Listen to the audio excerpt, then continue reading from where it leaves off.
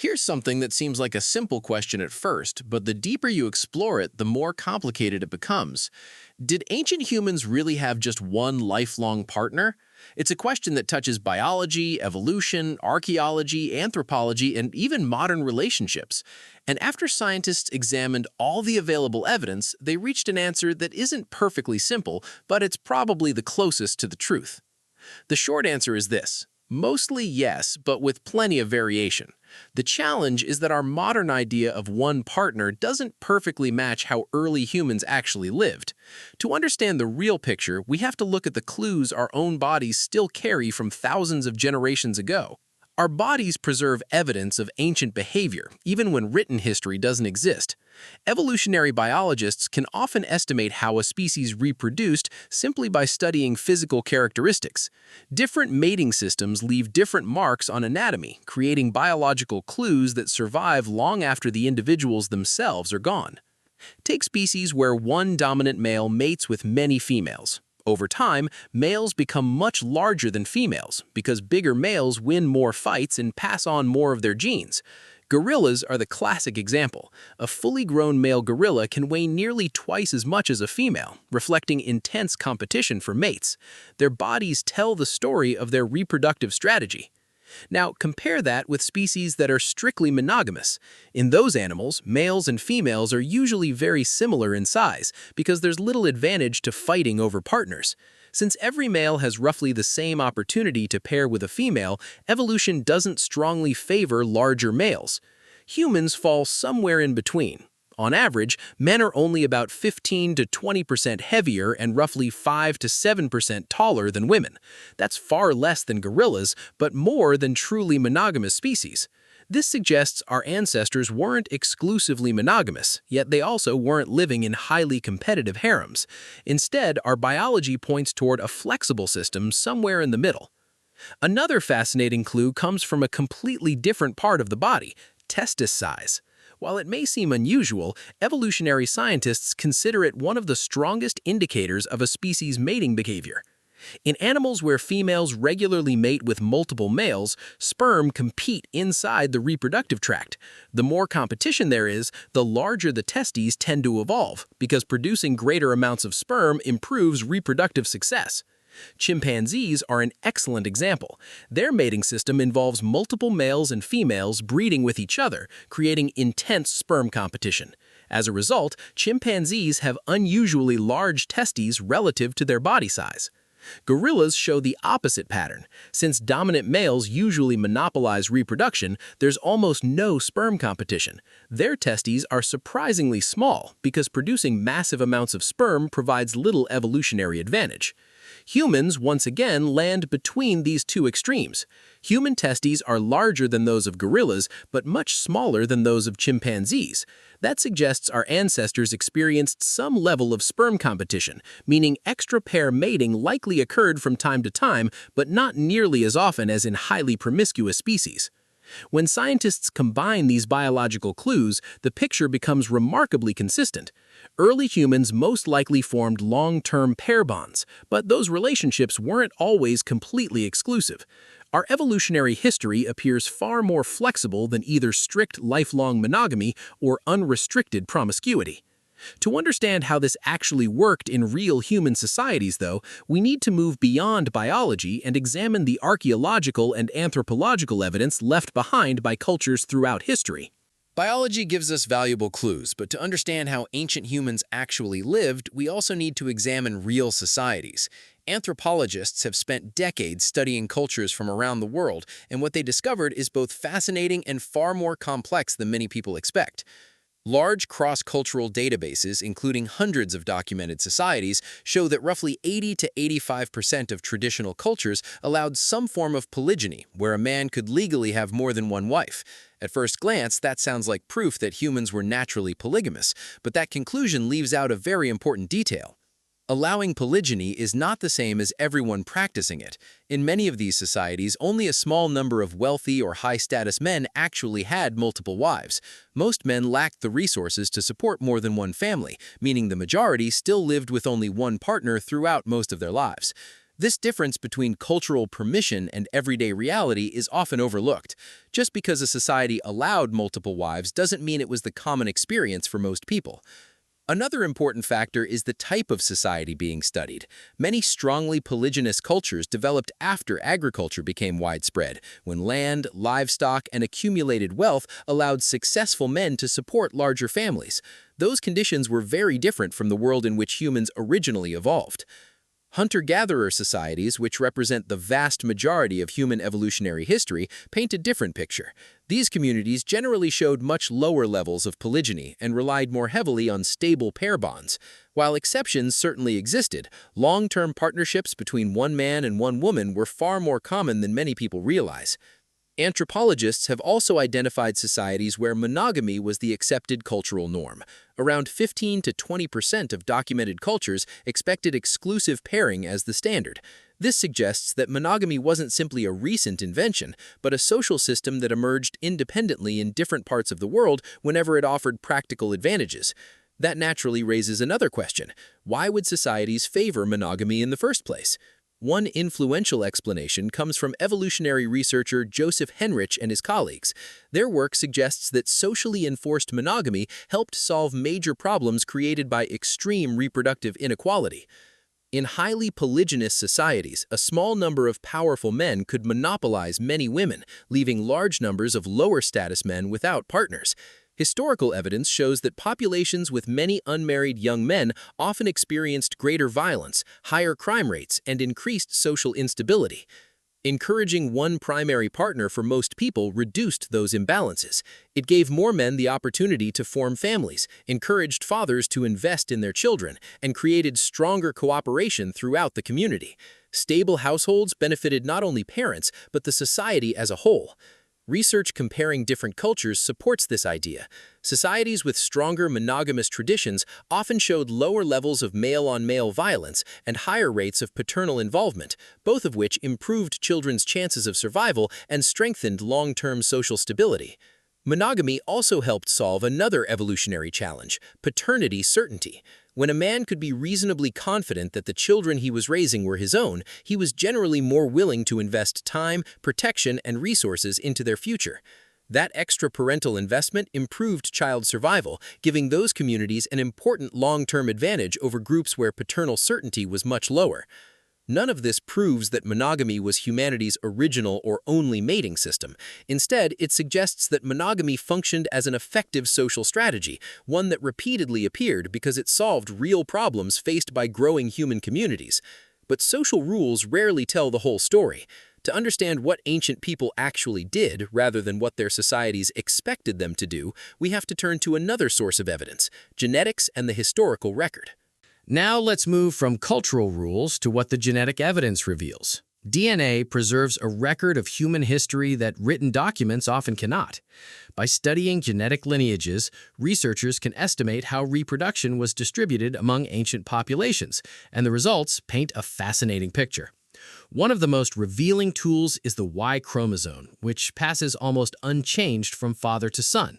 When scientists traced male genetic lineages across thousands of years, they found evidence that, during certain periods, a relatively small number of men fathered an exceptionally large share of the next generation.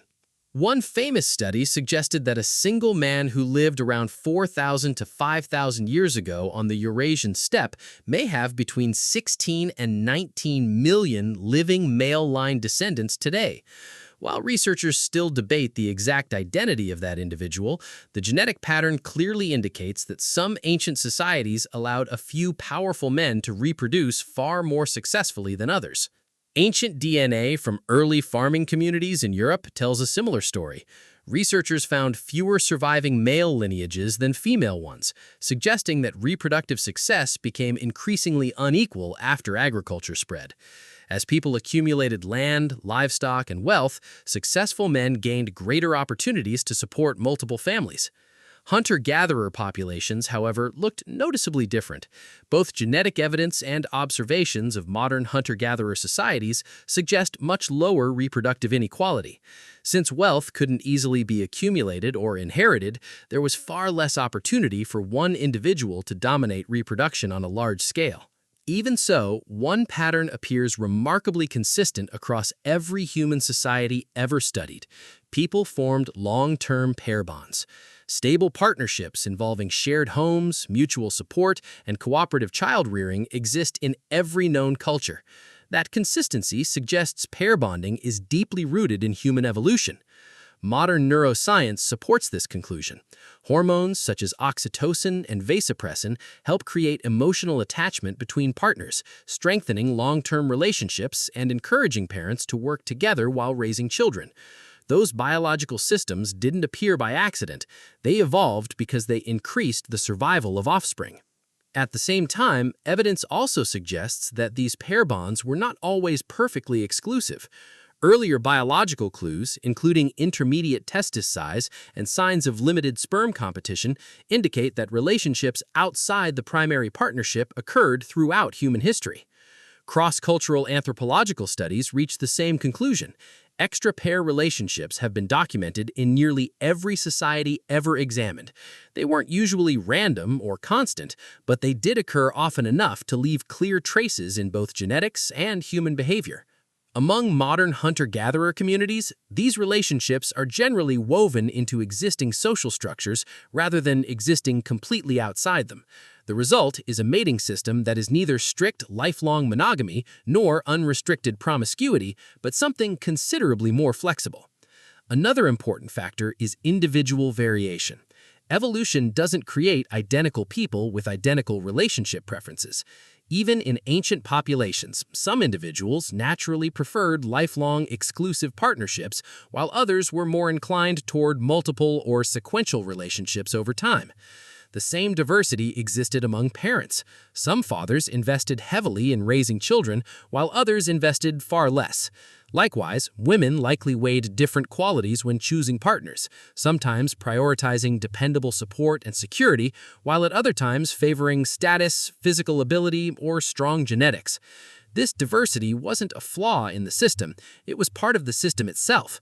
Evolution shapes overall tendencies across populations, but it also preserves variation that allows different strategies to succeed under different circumstances.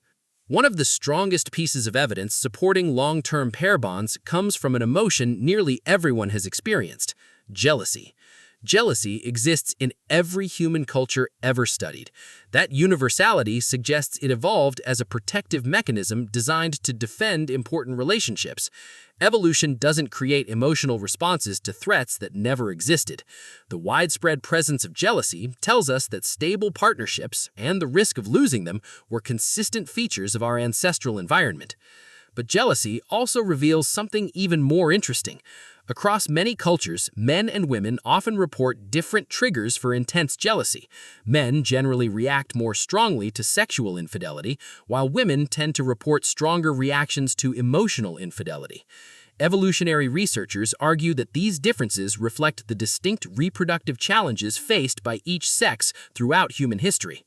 Together, genetics, anthropology, neuroscience, and psychology all point toward the same conclusion.